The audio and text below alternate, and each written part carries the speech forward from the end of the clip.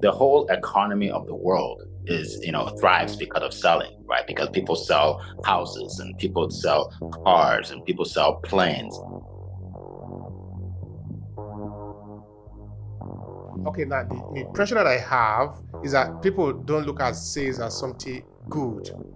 That is why they shy away from it anyway, because if they will look at it to be something good, everybody will be pushing into it to do sales. Now, why do we have that kind of mentality? Why do we have that kind of impression about sales? So first thing I tell people is you have to believe in your offer 100%, or your prospect will actually talk you out of selling what you're selling.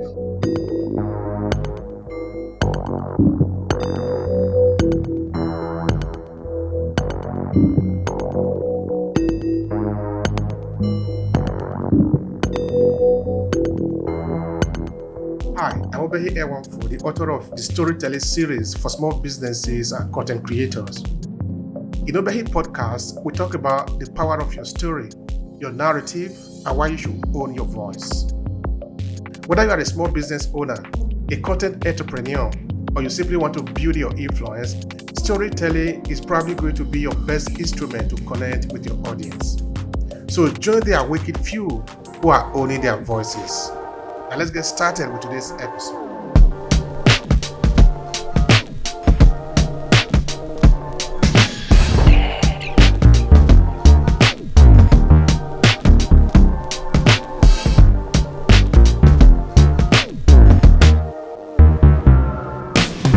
So my name is Eric F. King. I am from Nigeria, but I grew up in the United States. And I got into sales and I wanted to do something in marketing. So I got a job with Xerox, the copier company. And I thought that I would be put in marketing where I can do advertising or something like that. But then they put me in sales. And I didn't want to be in sales. I didn't want to be a salesman. I didn't even like salespeople. But then I called my dad and told him about it. Said, because if you learn sales, you'll be able to use it in anything you do in life. And that's how I started my career in sales. That is so fantastic. If I didn't even know that you were from Nigeria, that is making it a little bit more interesting now. So where are you from in Nigeria? I am from Ekiti. And when I left Nigeria, Ekiti was part of Ondo State. Now I believe it's a state. So yeah, I haven't been there in a long time, so don't ask me anything about the place. It's okay, no problem. We try to put our lens here. I'm from Edo State. I'm from Oromi, so we're pretty there. Okay. I live in Virginia now, right outside of DC. You live in Virginia. All right, that's cool. Yeah. So remind me, did you grow up in Ekiti State or you grew up actually in the US? So I lived in Nigeria for about 6 years. I went to high school in Nigeria. Yeah. Mm-hmm, Yeah, and I love it because I learned the culture. The food is incredible. mm-hmm. And then I came back to the States. So I would like to sort of ask you a few things again before we move into what you're doing, which is sales today, because you work in a very important company in the US, which is Xerox. I see a lot of people that have worked in that company. It's a sort of a pride to them. Anyway, We'll come into that just now. So now you were 7 when you got to the US, so then you have grown up more there. I was a teenager when I got to the US. I was 19. But I was 19. I lived in Nigeria for my high school years, basically. Okay. It's like, okay. I get that. That's clear. All right. So tell me about your early time in the US. When you first moved in, how was it like for you? I stayed with an uncle at first, and I had to go to school and I had to work full time. So a lot of my friends that, had a good time in college, going to parties and picnics and all of that, I didn't have time for that because I was always either working or in school. But it builds character. It builds character and you become more responsible that way. So I have no regrets. That's good. That's lovely. I love that. All right, now let's move into sales. That is what we are doing and we're talking about today. And that is very important because I think the advice that your father gave to you is, of course, now you understand the importance of it. You can love it again and again. No? Yeah. Yes. All right. So tell me, Eric, what should beginner know about sales? Because that is going to be the centerpiece of our conversation today. Yes. So a beginner should know that there's nothing wrong with selling, right? Selling inherently is a good thing. The whole economy of the world is, thrives because of selling, right? Because people sell houses and people sell cars and people sell planes. And that's what makes the economy go round. And we naturally sell. If I tell you about a great restaurant, right? I tell you about a great movie and you go watch the movie, I sold you on watching the movie because I knew it would benefit you. So sales is good. And I always tell my clients, I said, if you go into a sales call and you're really, really, really nervous, it's because you are thinking selfishly. If you're thinking selfishly, how much am I going to make? Will I get this sale? Can I pay my rent or my mortgage? Those are selfish thoughts. But if you're thinking, how can I make this person's life better? How can I leave them better off than I met them? There's no tension when you're helping somebody. If you meet someone on the street, they fall down, you help them get up. You're not nervous because you're helping them, right? If you give someone money, you're not nervous because you're helping them.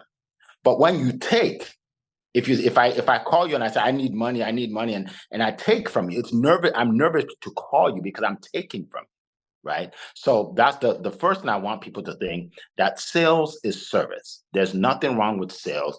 And that's very interesting. So we are starting it from the right footing. I can see that you're putting a lot of mindset there, because sometimes it depends also how you look at it. Some people think that when you are in sales, you are sort of bugging people, you are sort of disturbing people, but you're not disturbing people. You need to help people to understand how to make their choices, because if you don't help them to make their choices, make the right choice, then they make the wrong choice, which means it's going to end bad for them. Which means now that if you understand that you helping people in sales is helping them to make the right choice, then there is nothing to regret about that. It's a good thing. Absolutely. At the beginning of my course, I tell people to promise that they're going to use what I teach them for good, because what I teach them is powerful. Yeah, that's great. That's great. All right. Now, let's look back a bit about your time when you were in Zeros. What do you say you would have got it? Because you are no longer working with Zeros now, right? I have my own business for many years. Okay. So, what would you say you have taken away from there that helped you to be better today in your business?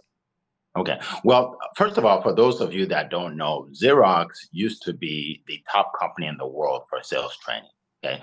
So, when people talk about Apple and Google now, that's how people used to talk about Xerox in the 90s when I worked there. Is no, they do what they call consultative selling, right? Where you're consulting people, you're helping people solve their problems, their business problems with our solutions, right? So that gave me the whole idea of what I call compassionate selling. Make the sale and compete with Canon and all those people.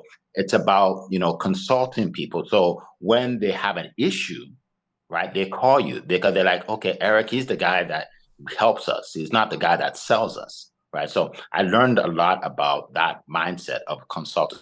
Very successful at Xerox. So when I started, I wasn't really good at sales because I thought I had to be pushy or salesy. I met a guy named Brian. He was my mentor, and he taught me that you can help people. You can get to know them, to get to know their family. You can find out their problems, and then you can sell. And in 18 months, I was in the top 3% of the whole trips and getting the awards. Making six figures in my 20s. Too much money at that age. Too much money. I spent it all. I spent it all, but it gave me a superpower. It gave me a skill that I've used for my entire life, that I use to help other coaches now, that I use to help other entrepreneurs to level up their businesses. When you started, you were saying something to the effect that people, okay, now the impression that I have is that people don't look at sales as something good. That is why they shy away from it anyway, because if they will look at it to be something good, everybody will be pushing into it to do sales. Now, why do we have that kind of mentality? Why do we have that kind of impression about sales? Right? You walk into a mall and into a store, and someone comes up to you, "Can I help you?" And you're thinking, "Okay, he wants to sell me." So you say, I'm good. Just let me walk around, right?" we have been pressured into something that we didn't want to buy, right? The example I like to use is the car salesman, right? If you go to a car dealership, let's say it's you and you have a wife and you have 2 children or 3 children, right? Maybe teenagers, and you want to go in and buy a vehicle big enough for the kids. And you walk in there and someone comes up to you and says, "Hey, welcome to our dealership. We have a special right now. We have a great car that you can drive and get a good deal." He takes you out and sells you a car, right? Without asking you any questions. You take it home and your family sees the car and says, "This is not even big enough for us. This is not what we talked about. This doesn't have the features we want." And then they say, "You have been sold by that sales guy," right? That's the impression we have. But imagine you go to the same dealership and the person that walks up to you says, "Hi, welcome to our dealership. What brings you in today?" And then you say, "Well, I'm looking for a vehicle for my family." And they say, "Okay, so how big is your family?" And they ask you, "How tall are your sons?" Think about the same scenario where you walk into the dealership. The guy comes up to you, welcomes you, and says, "How can I help you today?" And you say you're looking for a vehicle for your family. And he asks you questions like, how big do you want the vehicle to be? Are you looking for a compact vehicle, an SUV, or even a larger vehicle? After getting all that information, then he provides you with a couple options that have all the benefits and features you want. And then you get that perfect vehicle. And then you take it home and your family loves it. They're like, "Wow, this is just like we talked about. It's big enough. It has the sunroof. It has the heated seats. It has the cooled seats. It has everything we wanted." And this is what they say. The houses, you go into church and showing it off, and you're telling everybody, "If you need a vehicle, go talk to my sales guy. He'll hook you up." That's Because what sales is. it does a good job. Yeah, yeah. That's what sales is supposed to do, right? Thank you so much for that. I really love that. Now, I don't know if you want to say something more to the effect of mindset in say. What kind of mindset do you need to have to be able to be successful in selling? Because I can see that not everybody is successful. At least from your explanation, and also from our common understanding in sales. Yes. So mindset is important. I have a coaching program, and my first 2 weeks of 6 weeks is mindset. And people say, "Well, why do I need mindset?" You need mindset because I can teach you all the skills, but if you don't believe in yourself, you won't talk to anybody. If you don't believe in your offer, you can't sell it, right? And if they come up with some kind of objection that, it's too expensive, or I need to talk to my spouse, or whatever it is, you won't even know what to do because you just fall apart because you don't believe, right? So you have to have the belief, you have to have the mindset. And even when you meet, before you meet, like I do a whole section on what to do before the sales call, right? You don't just walk into a sales call and say, "Hi, my name is Eric. Let me talk about." No, you have to prepare your mind. You have to be at a peak state, right? If you have problems in your life, this is not the time to worry about those problems, right? You have to be at a peak state. You have to be enthusiastic, right? People don't, you can't come up to someone and say, "Yeah, so would you like to buy my product today?" They not, "No, I don't." Because you're not excited about it. Yeah, if you're not, you know what I mean? So some people have to listen to music before they actually. Mindset is the foundation of sales. You have to believe. And also, people follow leaders, right? And a leader, when I say a leader, not necessarily leading people, but leading themselves. Well, there's another component to it also, which is Mhm. money mindset. Okay. And money mindset is this. Some people don't actually believe they're worthy of making a lot of money. And, people always talk about the fear of failure. There's also the fear of success. I had a client who came to me. She said that she can never make more than 50,000 a year. And she was in an industry where people make multiple six figures a year. So I was wondering, What's wrong with that? yeah. So when I found out more about her background, she told me her mother and father never made up to 50,000. She never had an uncle or aunt. Nobody around her has ever made 50,000. So in her head, she convinced herself that she comes from a family of 50,000 or less people. And so when I got her to change her mindset, And the next 6 months, she made over $100,000 with her business. Can you imagine But that? yeah. And mindset is so important because I had to switch that before I could teach her sales skills. Because if you have that in your mind, you will sabotage your own success.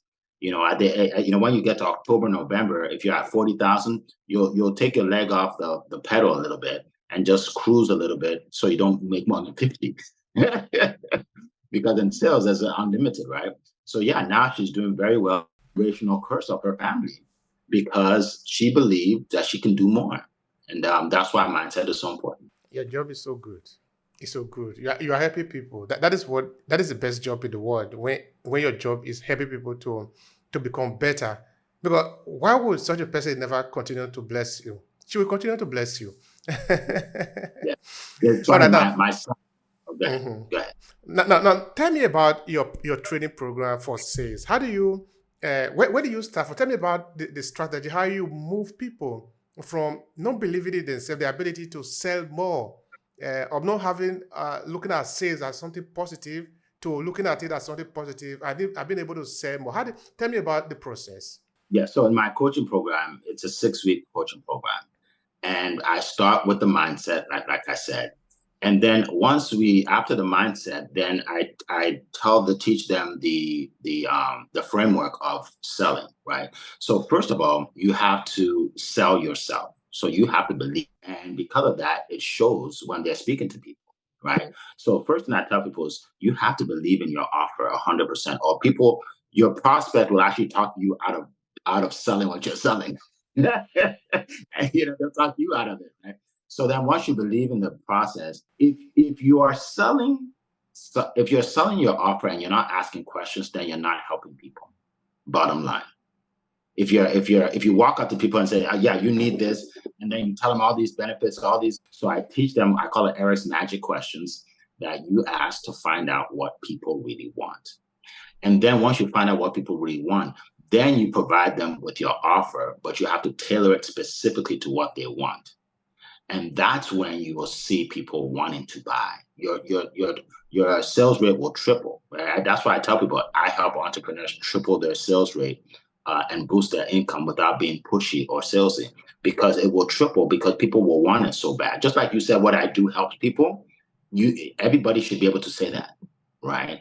If you go on my site, Success with Eric, you'll see all these testimonials of people, right? These are real people that have been in my program because they get a transformation that they can't wait to share it with other people. And what you are doing seems to sort of relate to what we are doing, which is about storytelling. And we want people to be able to leverage storytelling in what they are doing, because if you are going to be able to connect to a human being at the level of emotion, because that is actually where the thing happened. If you are going, somebody yesterday actually was asking me, how do you use story in business? What kind of story are you going to use in business? Well, story is actually what you need to use in business, in every part of your business, if you are dealing with human being. Because how can you just pick up an iPhone and tell person and tell yourself you want to say this to a human being? How do you intend to do that if you take away the story in it? The person will look at iPhone, he probably might not even see the value in it. But if you can tell story, then the game changes automatically. So I'm trying to understand from you, Eric, how do you use storytelling, or what role does storytelling play in your job as a sales trainer? A huge role. I'm actually writing a book on storytelling. That's Lovely, how big. lovely. Yes, that's how huge. I do a whole training series on storytelling. Now, stories are emotional. People buy off emotion and not logic. A lot of times we justify our purchase on logic, but we really buy off emotion. We buy on how it makes us feel, Sometimes one thing about stories is stories are relatable, right? When you share a story and people can relate to it, they're more likely to buy. I have a client, and her niche, because I always tell people you have to have a niche. Her niche is she teaches people 50 years and over how to do videos and create a YouTube channel and monetize their videos online, but they have to be over 50. So I asked her, I said, wait, I said, that must be challenging because a lot of people that I know over 50 don't feel they should even be online. They don't feel that, they grew up in a generation of social media So they don't want to do videos. So how do you do that? And she said, Eric, it's easier than you think. What I do is I pull up YouTube and I show them all the people I have trained. I say, yeah, you see here, that lady, she's 16. Wow, I'm only 53. I can do this. Stories are relatable, right? So people can relate, and then that's why they're interested in doing it, right? So that's one thing. Another thing about stories is stories are indisputable. So if I came to you and I said, I'm in the health and wellness space, and I have all these vitamins and shakes and all these products that can help you lose weight, and you tell me how much weight you want to lose, and I thought, oh, this would be perfect. Tell you all about it. And then you tell me that I met with a guy yesterday and he had similar products, but I think his is better than yours. And then I said, well, no, I don't think it's better. And we're going back and forth, arguing. Yeah, never argue with the prospect. We're going back and forth, arguing. All I needed to do was to give him a story. Instead of telling them all the ingredients, remind me of Kim. Yeah, I work with Kim, and she has similar goals with you. And she was able to lose 30 pounds in 4 months using our products. And this is what she did. And now she has more energy. She was pre-diabetic before, now she's not. And now is able to play with her kids and her grandkids without getting tired.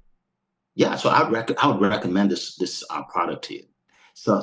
And you can't dispute my story. You can't argue about the story. You see, so that's another thing I love about stories. They're indisputable. Thank you so much for that. And also, the person that is listening to you, of course, she or he is a human being. And because you are talking of story of other human being, there is no way you are not going to relate. Because who does he have a grandfather? Who have he have a child? Who have he have a brother or a sister? Who have he have difficulty? Who have joy? Who have laugh? Who have cry? Who have somebody died in the family? All these are the emotion that we listen into story. And by the time we begin to touch it one point after the other, it is natural that people will relate. It is natural. It is just natural. So thank you so much for that. Has it ever occurred to you, maybe a client come that you want to work with, and this individual do not know where to start from? I'm trying to understand, how do you help them to fine tune that? How do you help them to discover this potential that they have so that they can be successful? Because like you were saying before, if you don't believe in yourself, if you don't know that you can do it, if you don't know that you can earn more than what you are earning, then you will not shoot for it. And until you shoot for it, because these things, they don't happen by magic. They are usually the result after you have put in the work. So help me understand how you will approach that to help the individual understand the potential they have in order to be successful in this sales. Okay. So one thing I do is I like to find out more about them, because like I said, you always have to ask questions, right?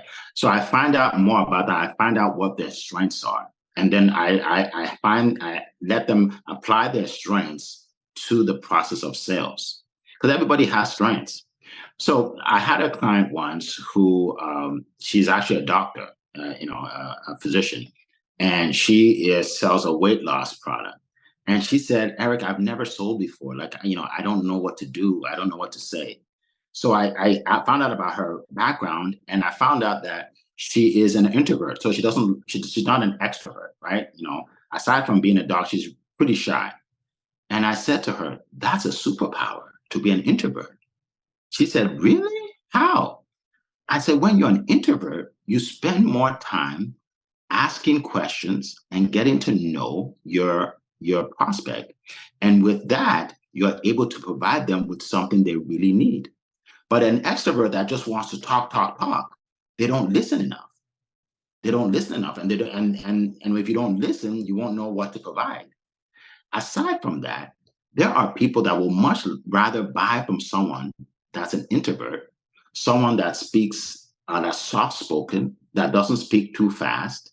They'll much rather buy from you than the guy who is the best salesperson out there, and he's loud, he's boisterous, he's confident, and they're like, I don't want to buy from him. You see, so I got her to realize that what she has, she already has what she needs to sell. Now we just need to fine tune her skills. And she became very successful. She was quick to send me a recommendation, and send me a video, a testimony, because she just said, wow, I transformed her business. So that's the thing. Everybody has a superpower. Everybody has something they're good at. I take what they're good at and apply it to the sales process. And that's how they become successful in sales. All right. Now, what if somebody tell you, well, it cannot work for me. I cannot sell. I just cannot do it. All right. Where actually I'm going from here is that, have you ever worked with a client who is just not savable, who is just cannot work for? Maybe you try all your trick, it didn't work, and you say, okay, I've given up. Well, okay. So here's the deal. Believe it or not, I don't accept everybody into my program, right? So some people, if they convince themselves that they're not savable, then I probably won't even allow them in the program. Why? Is because, you can lead a horse to water, you can't lead it, you can't make it drink, right? There's a saying I say that, some people will not participate in their own rescue, right? Someone is drowning and you say, here, take the stick, grab the stick. No, I can't. Well, I can save you, grab the stick. I can't. What am I going to do, right? So although selling is a learned skill, and I'm confident I can teach people how to do it, if they don't believe and they don't want to learn, it's going to be hard. It's going to be hard because we do role play sessions, literally role play, where we go over your offer, where you're selling me and I'm telling you what to say, what not to say. Right, where I'm giving you objections and you're overcoming the objections. Right, we're doing role play sessions, and then I also give you homework every class. I give you homework. Now, some people won't do the homework and won't show up for the role play days, and I can't help you. I can't help you, right? If you don't do that, right? So I mean, you bring up a good point. Some people say, well, so what's your success rate? It's very high for people that actually do what I tell them to do, right? It's probably the 80s and 90s for people that actually do everything I recommend. But for people that don't do anything, then there's no success. There's not magic. I think you said it. It's not magic, right? And then there's no success. You have to do it. You have to practice.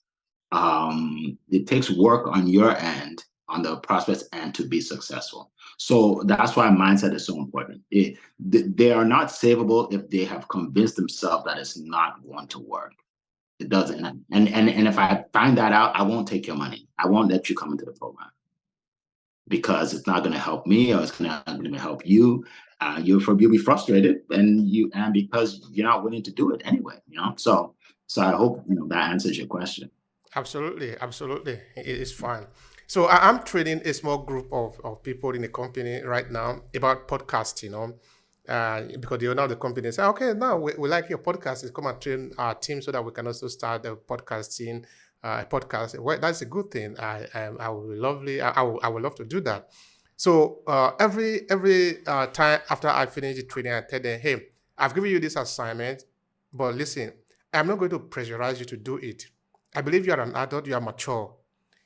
If you know why you are here, then go home and do the assignment. I'm not going to force you because I have learned online.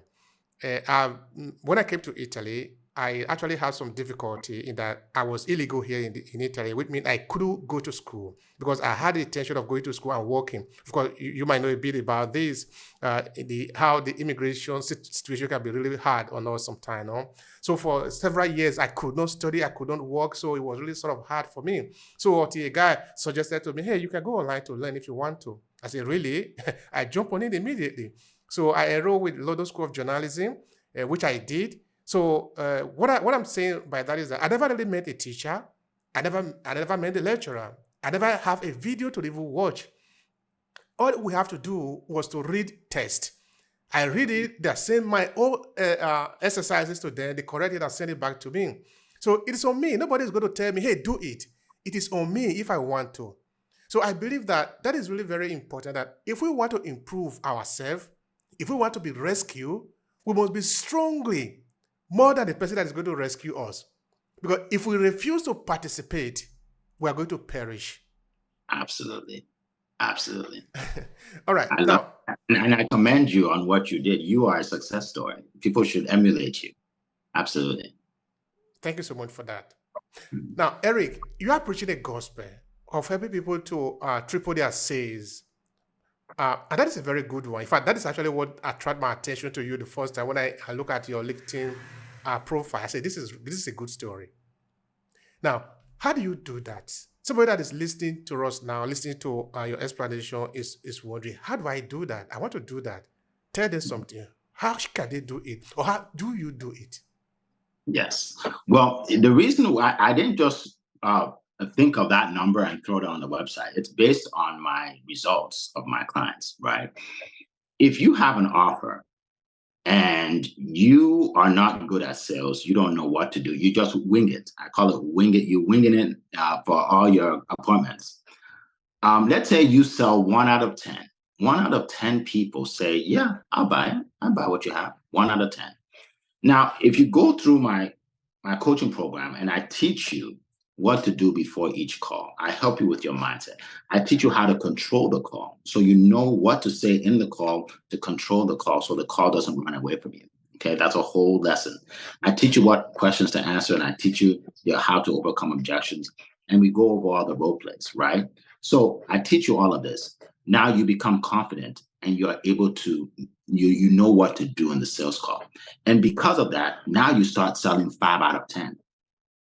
You have an offer that's $1,000. You're meeting 10 people a month. You're making $1,000 a month. Now you're selling 5 out of 10. You're making $5,000 a month. That's more than triple right there. So let's say you don't do 5, you do 4. You still tripled, right? So that's the thing. So now that you're doing 4 or 5 out of 10, you're making, let's just say $4,000 a month every month. So you're adding $3,000 a month to your revenue. 3,000 times 10 is 30,000. That's what? 36,000 extra coming into your bank account every month because you took the program and you learned how to sell. Right? Some people tell me, they're like, wow, Eric, your approach program is gold because I've been selling this for 20 years and I didn't know anything about what you said. I have lost hundreds of thousands of dollars. And I said, yeah, I said the number one expense in business is lost sales. People don't know how much they're losing every month because they don't have the sales skills. They're just winging it and just hoping for the best in every appointment. Thank you for that. So that is how to increase your sales. I think people are paying attention. And of course, those who want to learn more, they should better reach up to you or they are going to continue losing. Yeah. Okay, you didn't make mention of something important that I often hear in sales, which is objection. How do you manage it? How do you leverage it to get better results in your sales? So first of all, you have to change your mindset concerning objections. Objections is a good thing, not a bad thing. Objections tell you where your prospect's mind is. It tells you what their concern is. If let's say I'm selling insurance, right? And I'm talking to you about how you need insurance for your family, and God forbid anything happens to you, your wife will be taking care of your children. They'll pay off your children's school fees. Your house will be paid off. And I'm getting into all of this with you, okay? And you say something like, "Oh, that's great, but I have to talk to my wife about it." Now, by giving me that objection, now I realize that your wife has a role to play in this decision. She's part of the decision-making process. If you don't tell me that and you just say, I have to think about it, I don't know what to do, right? So now you say, okay, my wife, and I have to talk to her. Now, here's what I'll say to you. Because this is so important for you and your family, would you agree that this decision is important for you and your family? You're going to say yes. I'm going to say, in that case, we need your wife to join us. Is she there? Can you call her? Because I want her to know what we're doing here, right? Now, that shows empathy on my part, that I care, that I don't just want to make a sale without this lady he's talking about. I want her to be a part of it. And literally, if she's not there, I'm willing to set an appointment for the next day and do it all over again because I want her to be a part of the decision-making process. So, but again, if you never told me, I don't know. when a lot of salespeople, they're trying to avoid objections, right? But if I avoided that objection and you said, I have to think about it, and I called you in a month, what do you think? I have to think about it. I'll call you again. What do you think? Not knowing that it's the wife I need to talk to. She needs to know. She's either making the decision or a big part of the decision-making process. So objections are no more than opportunities for you to realize what your prospects needs to know, what questions they have, and you help them answer the question. And through your leadership, you are able to still have them buy your offer if it benefits them. That's great. All right, now, Eric, as a person, as a salesperson, what do you really like about the process of sales? Which will make you happy about it, apart from the money, of course? It's the transformation. It's the transfer. So if I was selling jeans, I probably won't get too excited about sales, right? Because jeans is jeans, right? But because of what I do is transformational, it transforms people's lives. It changes their lifestyle. It gives them confidence they never had. I love it. I just I love it. I can do it in my sleep, right? People say, well, you're a workaholic. You're always working. What I do is not work. It's fun. It's fun to help people all day. I do a call every morning, at 7 a.m. And people say, well, you don't have to wake up. Why do you do this? Because I enjoy it. I enjoy helping people. I enjoy making an impact, right? So, yeah. So, you have to love what you do. If you don't do it. Now, I understand some people need a job to pay the bills. I get it.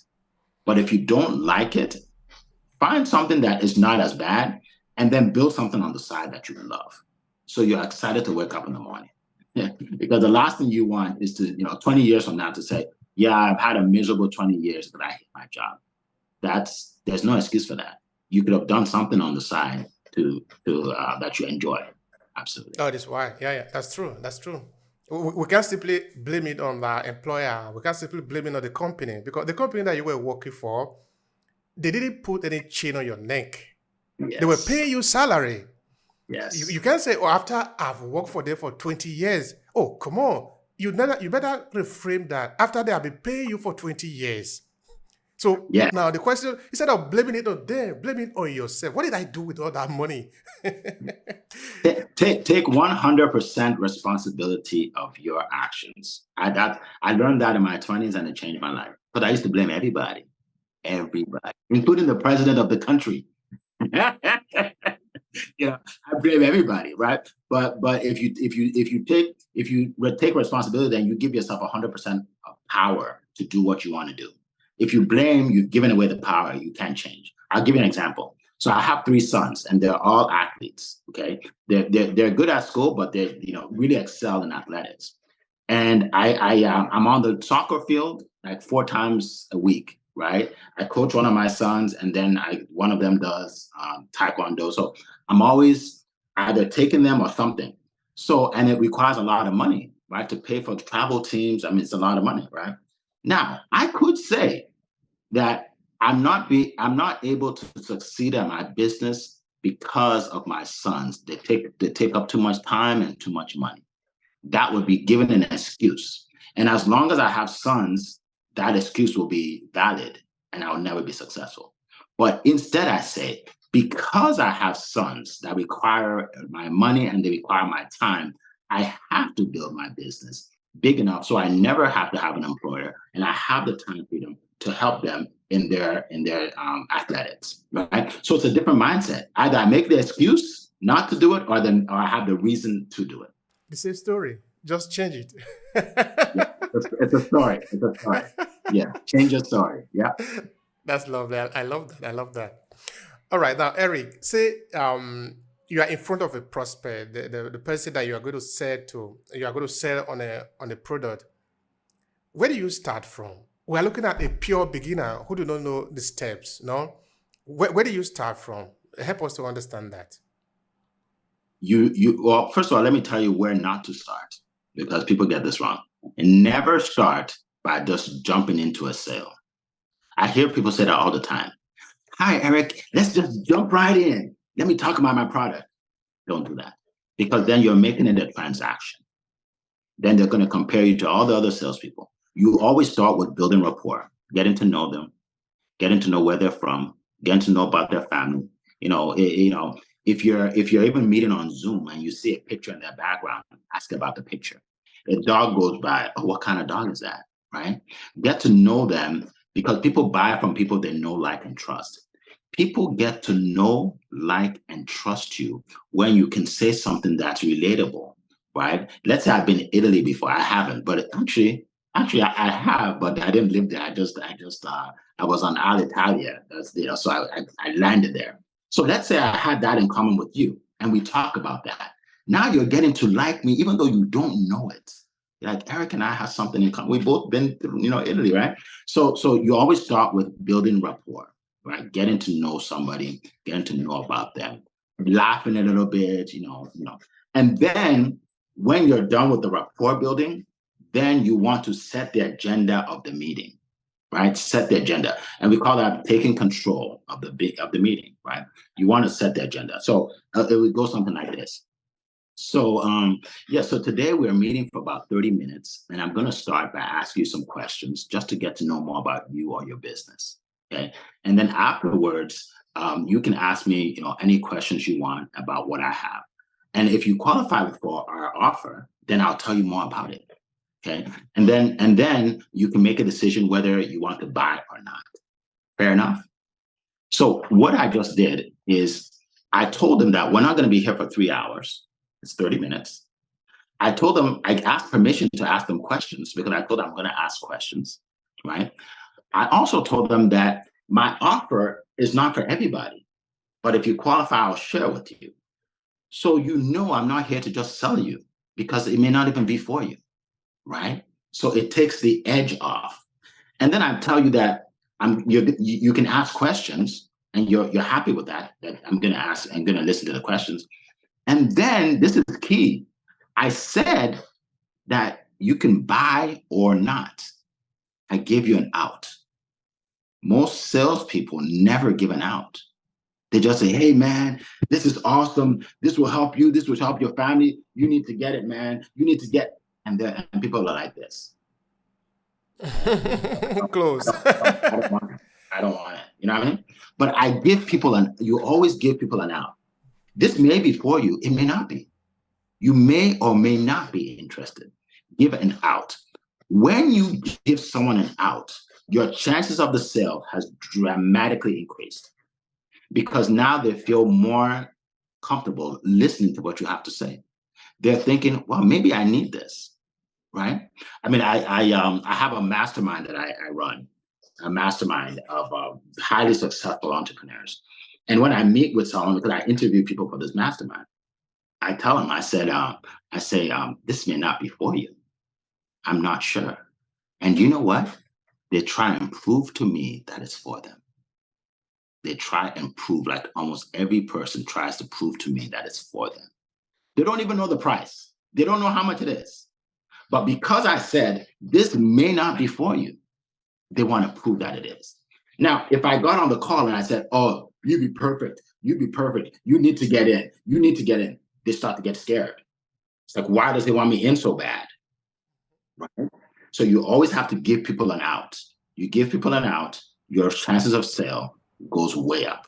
Thank you for all the response, and of course all the sharing and your experiences is really valuable here. Now, the people that have listened to you to this point, they want to connect with you. How can they reach you? Take this moment, of course, to share with them how to reach you. Sure. Well, so my website is successwitheric.com. Success with Eric. Eric is with a C. Successwitheric.com. So if you want to actually meet with me and you're thinking about joining my coaching program, go on successwitheric.com, click on work with me. There you'll be able to set an appointment on my calendar, and you'll see a lot of other folks that have worked with me in the past. You'll be able to hear their experiences. Now, another thing I do want to say is I have an event coming up on September 20th. I don't know, about the recording of this, but on September 20th at 12 p.m. Eastern time, I have a special event called Sell with Confidence. Okay, it's a special masterclass. I'm going to be actually doing this in a studio. It's a big studio in North Carolina, so I'm going to fly over there. And the reason why you should be at this event is because I'm taping a course, right? So people that will actually get the tape are going to buy the course. But for you, you get to be part of the audience for free. All right. So you go to successwitheric.com/summit, successwitheric.com/summit, and you'll be able to register right now for the event. It's absolutely free. All we ask is that you show up and you put your camera on. So, because again, these are life-size screens, right? So, so there are two ways you can connect with me: either come to the event or set an appointment to meet with me personally. And I'm on social media, by the way. I'm Eric F. King on YouTube, LinkedIn, Facebook, Instagram. I'm on TikTok. I'm not on Twitter. I'm on enough. I can't do the Twitter thing, but I'm on enough. You're not tweeting yet. Yeah, I don't tweet yet. I haven't done my first tweet yet. All right. Thank you so much for that, Eric. So we have talked about how to increase your sales for businesses today in this conversation, and of course, we appreciate your sharing. They're highly valuable for us. Now, to conclude the conversation, what would be your final thought here? Maybe that is something you wanted to say I did not ask you, or a thought that come to your mind and to leave the people with. Please go ahead and do that. Well, you did ask a lot of questions, and I shared a lot. But first of all, I just want everybody on this line to know, whoever you are, whatever you do, you can get good at sales, and you can use sales to literally transform your life, right? And instead of thinking about, well, I can't do this and I can't do that, think about the people that are counting on you. Don't do it for you. Do it for people that are counting on you. Like I said, do it for your kids. Do it for your spouse. Do it for your grandkids. Do it for the person you want to help. Learn how to sell your offer to become more profitable in your life and be able to give back to other people, right? A lot of what I do is giving back, because when you make enough, you have extra, you can give back. So again, learn how to sell so you can become more profitable in whatever you do, and then give back when you're making more than enough. That is great. Learn so that you can serve. Yeah. I appreciate that, Eric. Thank you so much. It's been a pleasure listening to you. Likewise. And I love your podcast. You do a great job. Everybody, make sure you keep listening, because he does an incredible job. And that's why I invite you to my events and my audio rooms and everything. Thank you so much. Thank you so much for that. If you enjoyed this podcast, please subscribe so you never miss any of our future episodes. Rate and review Obehi Podcast and share with your friends who might need it. Thank you so much for listening, and talk to you in the next episode.